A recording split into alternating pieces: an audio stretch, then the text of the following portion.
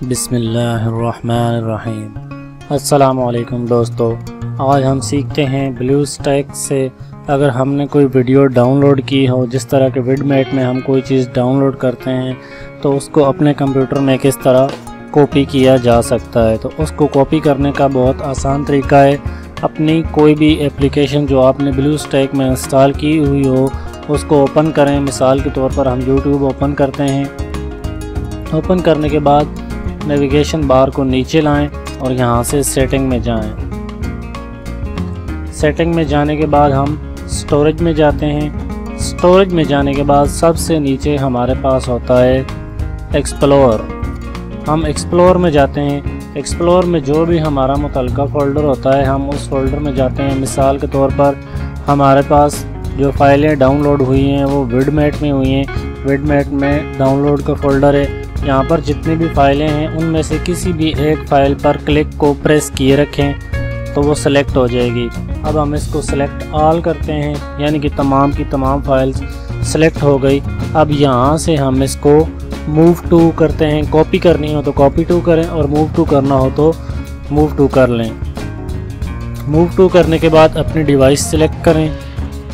आपके पास default device कोई भी आपके मोबाइल का नाम आ रहा होता है और सेलेक्ट करने के बाद चले जाएं विंडोज़ नाम के फ़ोल्डर में। विंडोज़ नाम के फ़ोल्डर में जाने के बाद सबसे पहला फ़ोल्डर होता है हमारे पास बेस्ट शेयर्ड फाइल्स का।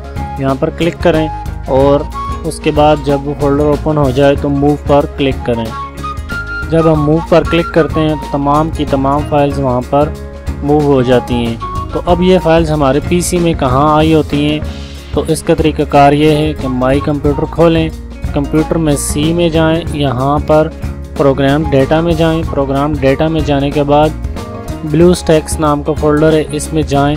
इसमें जाने के बाद इंजन नाम का फ़ोल्डर है, इंजन में जाएं और यहाँ पर यूज़र डेटा नाम का फ़ोल्डर होता है और यहाँ पर शेयर्ड फ़ोल्डर नाम का फ़ोल्डर है।